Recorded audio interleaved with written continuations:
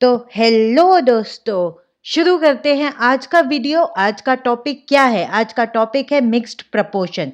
आज का टॉपिक है मिक्स्ड प्रपोर्शन। मिक्स्ड प्रपोर्शन के क्वेश्चंस कैसे होते हैं, उनको सॉल्व जल्दी कैसे किया जा सकता है, आज हम वो देखने वाले हैं। चलिए तो शुरू करते हैं टॉपिक को। ये मैंने लिखा है M1 D1 H1 upon W1 is equal to M2 D2 H2 upon W2। अच्छा, ये equal to M1 M3 D3 H3 upon W3 भी हो सकता है। इट डिपेंड्स कितने सेक्शंस में आपको दिया हुआ है।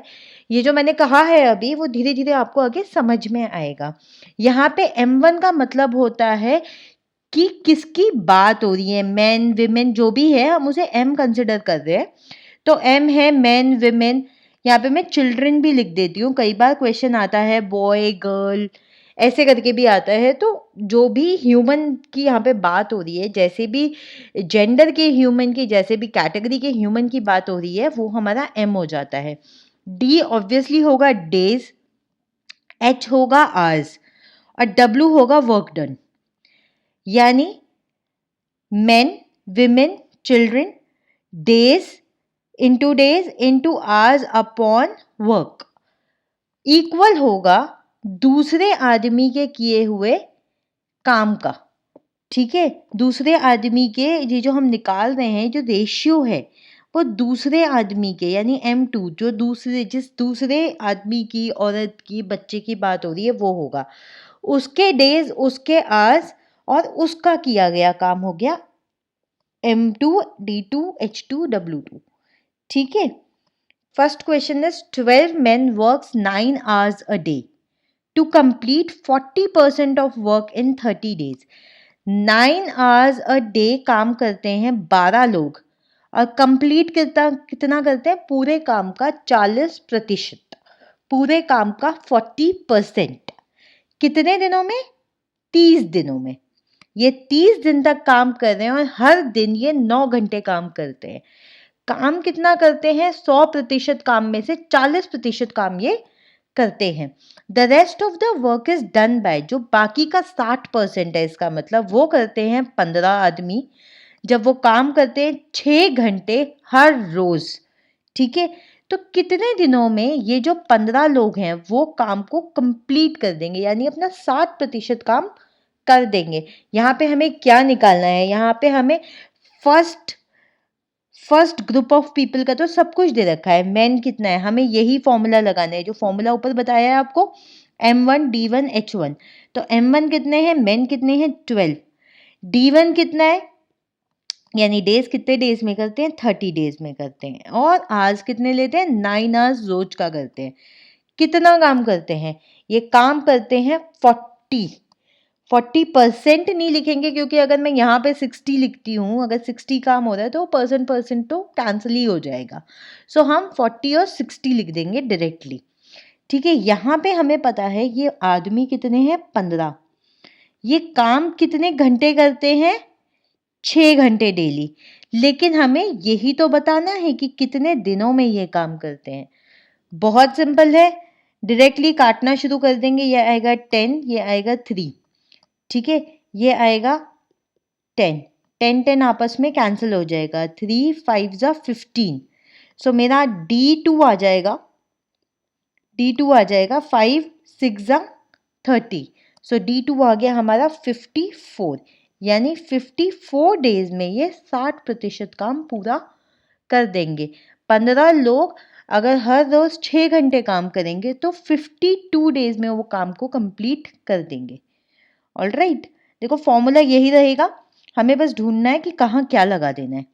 चलो अब नेक्स्ट टाइप का क्वेश्चन लेते हैं। नेक्स्ट टाइप का क्वेश्चन कहता है कि a contractor entered into a contract to construct a road in 120 days।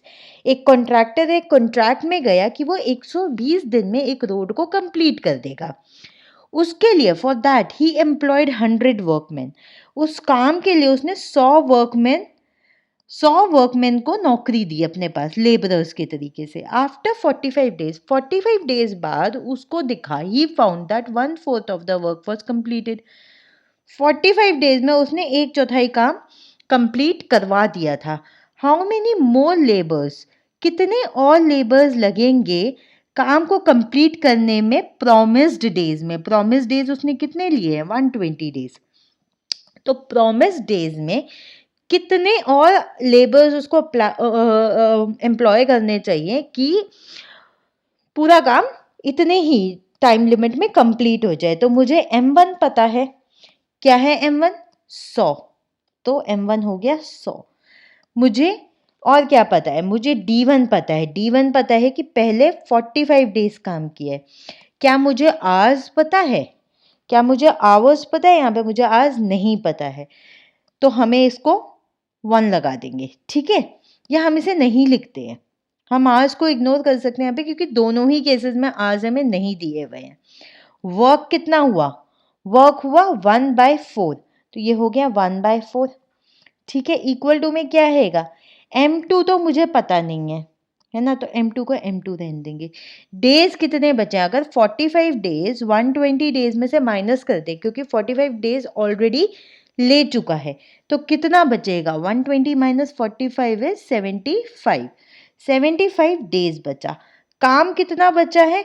अगर पूरा काम एक था तो रिमेनिंग वर्क कितना हुआ? 1 माइनस 1/4, यानी 3/4 का काम बचा है, ठीक है? 3/4 वर्क बचा हुआ है। ये 4 इस 4 से कैंसिल हो जाएगा, है ना? तो ये हो गया 100 इंटू, या फिर हम एक ही स्टेप पे सारा कैलकुलेशन कर सकते हैं, दैट्स नॉट अ प्रॉब्लम है। 3 को अगर हम किससे मल्टीप्लाई करेंगे 75 आएगा, बहुत इजी है, ये होगा 25, ठीक है? 3 इंटू 25 इज 75। अब यहाँ पे देखिए 25 into 4 is 45, 25 into 4 is 45, right? तो ये हमारा आ जाएगा 45 इंटू 4, यानी M2 आ गया हमारा, कैलकुलेट करते हैं इसको, ये आएगा हमारा 180, ठीक है? ये आएगा हमारा 180, यानी 180 लेबर्स लगने थे इस काम को कंप्लीट करने में, ठीक है? 100 लेबर्स ऑलरेडी हैं हमारे पास। M2 75 काम कंप्लीट करने के लिए 180 लेबर्स लगने थे, but we already have 100 labours here. तो कितना बचेगा? 180 माइनस 180 माइनस 100, यानी 80 लेबर्स हमें और चाहिए, 80 लेबर्स हमें और चाहिए। ऑलराइट, क्वेश्चन नंबर 3 कहता है 40 workers can complete a piece of work in 30 days. 40 workers जब साथ में काम करते हैं तो वो 36 डेज में काम को कंप्लीट कर सकते हैं। If each worker works for 8 days, 8 hours per day, 8 hours per day को अगर हर आदमी 36 दिनों तक 8 घंटे काम करता है, ये 40 के 40 लोग हर दिन 36 दिनों तक 8 घंटे काम कर रहे हैं, तो वो काम को कंप्लीट कर देते हैं, ठीक है? आफ्टर 20 डेज ऑफ वर्क, यानी 20 दिन काम करने के बाद the workers go on strike. अगर ये सिचुएशन थी, ये अगर वाली सिचुएशन थी, ठीक है? बट हुआ क्या? करना तो 36 दिनों में था, बट 20 दिन काम करने के बाद ही वो लोग स्ट्राइक पे चले गए। कहाँ चले गए? स्ट्राइक पे चले गए, काम बंद कर दिया, मशीनें बंद कर दी। And the work stopped for 6 days, यानी 6 दिन तक काम ही नहीं हुआ कुछ। And 10 workers left the job, और 10 लोग छोड़ के भी चले गए जॉब को। कितना कुछ हो गया, कितना कुछ हो गया। करना था 36 दिनों में 40 आदमियों को डेली 8 घंटे काम, 20 दिन तो ऐसे ही काम चला कि वो 8-8 घंटे काम कर रहे थे पूरे 40 के 40 लोग। 20 दिन बाद 6 दिनों की इन्होंने स्ट्राइक कर दी और 10 लोग छोड़ के भी चले गए काम। How many more workers need to be employed? कितने और आदमी लगेंगे अब जब काम दोबारा रीस्टार्ट हुआ है? कितने और लोग लगेंगे टाइम पे काम कंप्लीट करने के लिए? टाइम पे काम कंप्लीट करने के लिए, यानी बचे हुए दिनों में काम कंप्लीट करना है। और कितने लोग लगेंगे? अगर 40 में से 10 चले गए, 30 बचे, तो और कितने ऐड करें कि ये काम कंप्लीट हो जाए? अगर हर बंदा 4 घंटे रोज काम करेगा, तो 4 घंटे रोज काम करेगा। इन्होंने आवर्स बढ़ा दिए, आवर्स इन्होंने कम कर दिए हैं, पहले बड़े हुए थे, ठीक है? अगर ये स्ट्राइक पे नहीं जाते तो बताओ मुझे क्या होता है। If they did not go on strike, no strike वाला टाइम था, जब नो स्ट्राइक वाला टाइम था तो इन्होंने काम करना था 40 लोगों ने, कितने दिनों तक, है ना। तो इन्होंने 8 घंटे काम करना था डेली, और 16 दिन बचे हुए थे, 16 दिन बचे हुए थे, ठीक है। 36 में से 20 माइनस करेंगे तो 16 आएगा। 16 दिन बचे हुए थे, 40 लोग थे और 8 घंटे ये काम करते, तो क्या होता फिर, कितना हो जाता। ठीक है, अभी इसको इनफैक्ट इसकी कैलकुलेशन रहने देते हैं, वो आगे और इजी हो जाएगा हमारे लिए। लेकिन स्ट्राइक हो गई। आफ्टर स्ट्राइक क्या सिचुएशन हो गई, आफ्टर स्ट्राइक सिचुएशन ये हो गई कि 36 में से 20 दिन तो स्ट्राइक हो गई, 6 दिन भी इन्होंने 6 दिन की 20 दिन इन्होंने काम कर लिया और 6 दिन की इन्होंने स्ट्राइक कर दी है, ठीक है। 20 days work was done and 6 days strike happened. अब बचे हुए दिन कितने हैं, 10 दिन ही हैं इनके पास, यही काम करना है, यही काम करना है, बट कितने दिनों में करना है, 10 दिनों में करना है। वर्कर्स भी इनफैक्ट 10 कम हो गए, वर्कर्स भी 10 कम हो गए। तो यहाँ देख लेते हैं क्या है, 40 इंटू 16 इंटू 8, ये किसके इक्वल होगा, ये इक्वल होगा, हमें नहीं पता वर्कर्स कितने हैं, वही तो पता करना है ना, कि कितने टोटल वर्कर्स अगर 4 घंटे काम करेंगे 10 दिनों तक तो काम को कंप्लीट कर देंगे, यही हमें पता करना है। तो ये हो जाएगा कैंसिल आउट, 16 इंटू 8 इज 128, ठीक है, 16 8 जा 128, यानी 128 लोग अगर 4 घंटे काम करते हैं डेली 10 दिनों तक, तो वो उस काम को कंप्लीट कर देंगे जो बचा हुआ काम था, यानी ये 16 दिन में जो काम करना था इस कंडीशन के हिसाब से। और अभी वर्कर्स कितने हैं उनके पास ऑलरेडी 30 वर्कर ही हैं। अब कितने वर्कर हैं, 30 वर्कर हैं। क्यों, क्योंकि 40 में से 10 तो चले गए ना, 10 तो चले गए ना, तो 30 वर्कर बचे, ठीक है। 30 128 माइनस 30 इज 98। क्वेश्चन नंबर 4 कहता है a contractor takes a contract to construct a road in 32 days. अगर कोई कॉन्ट्रैक्ट है इसका मतलब वो एक प्रॉमिस है, वो एक अग्रीमेंट है, which is a legal agreement, है ना। एक लीगल अग्रीमेंट है 32 दिनों में काम को कंप्लीट करने का, यानी वो लायबल है इतने टाइम में काम को कंप्लीट करने का। वो कुछ नंबर ऑफ वर्कर्स को काम देता है, काम पे बुलाता है, ठीक है। लेकिन क्या होता है, जो वो कुछ बुलाता है उसमें से 8 workers are absent from the beginning, 8 लोग आए ही नहीं डे 1 से।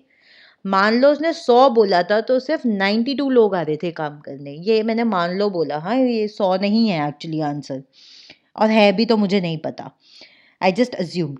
तो जितने भी उसने लोग बुलाए उसमें से 8 लोग स्टार्टिंग से ही छुट्टी पे थे। द रिमेनिंग वर्कर्स, यानी अब अगर लोग कम हो गए तो टाइम थोड़ा सा बढ़ जाएगा, उसने एक्सपेक्ट किया था 32 डेज में हो जाएगा इतने लोगों के साथ, अगर 8 लोग नहीं आए तो टाइम थोड़ा सा बढ़ गया, तो रिमेनिंग लोगों ने काम को कंप्लीट किया 36 डेज में। Find the number of workers initially employed. काम कितना था, मान लो काम था x, ठीक है। तो सॉरी मान लो वर्कर्स थे x, सॉरी वर्कर्स नहीं पता ना हमें, तो मान लो वर्कर्स थे x नंबर ऑफ वर्कर्स थे, कितने दिन काम करते कि पूरा काम हो जाता, 32 डेज काम करते। बट हुआ क्या, काम तो उतना ही था ना, अगर 4 कुर्सियां बनानी थी, 100 वर्कर्स ने 4 कुर्सी बनानी थी, तो अब 92 ने भी तो 4 ही बनानी है ना, 4 ही बनानी है ना, तो ये x माइनस 8 हो जाएगा, 8 माइनस कर दो जो भी है, जितने भी वर्कर्स थे उसमें से 8 माइनस कर दो और इसको भी मल्टीप्लाई कर दो, कितने कितने दिनों में काम कंप्लीट किया, 36 दिनों में काम को कंप्लीट किया। बस बॉड मास लगाओ, सॉल्व कर दो, 32x is equal to 236 x minus 8, है ना। तो इसको अगर मैं इजी तरीके से सॉल्व करना चाहूँ तो ये हो जाएगा 8, ये हो जाएगा 9, 4 8 जा 4 9 जा, so 8x is equal to 9x minus 72, so x is equal to 72, यानी टोटल नंबर ऑफ वर्कर्स थे 72, उसने बुलाए तो उसने एम्प्लॉयमेंट तो 72 वर्कर्स को दिया था, आए नहीं तो डेज बढ़ गया। ऑलराइट, चलो if in a hostel, question number 5 है, in a hostel food material is available for 200 students, 200 बच्चों के लिए खाने का मटेरियल था, कितने दिनों के लिए? 50 दिनों के लिए। 10 दिन बाद after 10 days 50 more students joint, 10 days के बाद 50 मोर यानी एडिशन हो गया, 50 और बच्चों ने ज्वाइन कर दिया hostel. The grocery is available for how many days now, अगर 50 बच्चे आ गए तो कंजम्पशन बढ़ गई है, कंजम्पशन बढ़ गई है तो अब कितने दिनों में खाना खत्म हो जाएगा, या ग्रोसरी है मैक्सिमम कितने दिनों तक के लिए है? जो भी ग्रोसरी थी, 200 बच्चे थे, ठीक है, 50 दिन तक उन्होंने 50 दिन का उनके पास खाना था, या 50 दिनों के लिए उनके पास खाना था, बट हुआ क्या, 10 दिन बाद 10 डेज लेस करने पड़ेंगे इसमें से, 10 दिन बाद 50 और बच्चों ने ज्वाइन कर दिया, तो अब क्या हो जाएगा, 200 प्लस 50 यानी 250 इंटू डी, डेज है ना, डेज नहीं है ना हमारे पास, तो डेज, तो ये हो जाएगा 200 into 40 is equal to 250 into D, ठीक है। अब इसमें तो कुछ है ही नहीं, कैलकुलेट करना है इसको, डी आपका निकल के आ जाएगा 32। तो फूड अब कितने दिनों के लिए अवेलेबल है? फूड अवेलेबल है 32 डेज के लिए, food is available for 32 days. Okay, question number 6, in a hostel food material is available for some number of student for x number of days, कुछ number of students है और कुछ खाना available है कुछ दिनों के लिए। आफ्टर 20 डेज, 20 दिन के बाद, 20 दिन के बाद क्या होता है, 1/4 of student leaves the hostel, जो 1/4 ऑफ स्टूडेंट है वो हॉस्टल छोड़ देता है, वो हॉस्टल छोड़ देता है। तो बताइए कि कितना था, कितने दिनों में खाना कंप्लीट हो जाएगा, फिनिश हो जाएगा, कितने और दिनों का खाना बचा हुआ है। इनिशियल स्टूडेंट मान लेते हैं एक्स था, इनिशियल कितना था स्टूडेंट हमें नहीं पता, हमें पता है सम नंबर ऑफ स्टूडेंट, तो let's say it was x, ठीक है। नंबर ऑफ डेज इन्होंने बोला एन है, जो कि यहाँ पे लिखा भी हुआ है, ठीक है। तो अब क्या है, रिमेनिंग स्टूडेंट कितना हुआ, रिमेनिंग बच्चा कितना हुआ, अगर 1/4 बच्चा चला गया तो x माइनस 1/4 ऑफ x हो जाएगा, तो ये हो जाएगा 3/4 ऑफ x, यानी रिमेनिंग बच्चा है 3/4 ऑफ x। सो अब क्या करना है, अब हमें n माइनस 20, 20 दिन हुए ना, 20 दिन के बाद, तो n minus 20 into number of students, and यहाँ पे भी 3/4 है ना, 3/4 x, बचे हुए बच्चे इंटू टोटल टाइम n, बचे हुए बच्चे इंटू n, तो हम क्या करेंगे इसको, ये x और x तो सीधा कैंसिल हो जाएगा, बचेगा 3/4 n, यहाँ पे बचा n माइनस 20, तो ये होगा 4n minus 80 is equal to 3n, 4n minus 80 is equal to 3n, तो ये हो जाएगा n is equal to 80, n is equal to 80, बस कुछ भी नहीं हो रही है, हो गया, 80 डेज में खाना कंप्लीट हो जाएगा, ठीक है। बहुत सिंपल है मिक्स प्रपोर्शन के क्वेश्चंस, ऐसे कुछ डरने वाली बात नहीं है, बस क्वेश्चन को समझते जाना, और जो हमने स्टार्टिंग में देखा है ना, ये जो हमने स्टार्टिंग में देखा है ये ही हर जगह फॉलो होगा। अगर ये समझ में आ गया आपको, और ये समझ में आना तो आसान है, बट एक बार प्रैक्टिस कर लोगे ना तो बहुत इजीली आप ये क्वेश्चंस कर पाओगे, यू विल नॉट बी कहीं पे भी आप अटकोगे ही नहीं, you will not be stuck anywhere, okay. So have a good time, have a great time instead, and खूब पढ़ाई करो, खूब मज़ा करो। I will see you in my next part of mixed proportion. कुछ और क्वेश्चंस हैं उन्हें भी कवर अप कर देंगे, आई थिंक ये बस 2 पार्ट में ये मिक्स्ड प्रपोर्शन का टॉपिक हो जाएगा। चलिए, I will see you in my next video. Thank you, bye bye. Video पसंद आए तो प्लीज़ लाइक कर दीजिए। आप लोग लाइक नहीं करते हैं, आप लोग सब्सक्राइब भी नहीं कर रहे हैं। प्लीज़ सब्सक्राइब कीजिए, प्लीज़ लाइक कीजिए। मुझे बहुत मोटिवेशन मिलता है इससे। Thank you so much. Good time.